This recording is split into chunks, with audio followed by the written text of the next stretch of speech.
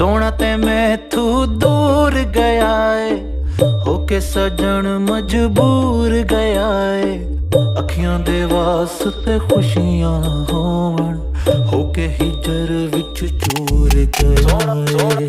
सोना पया परदेस कटेंदा, सजना नू दूरों दूरों वेंदा। साडी ते सारी सुनदा है, पर अपनी पीड़ नहीं वेंदा।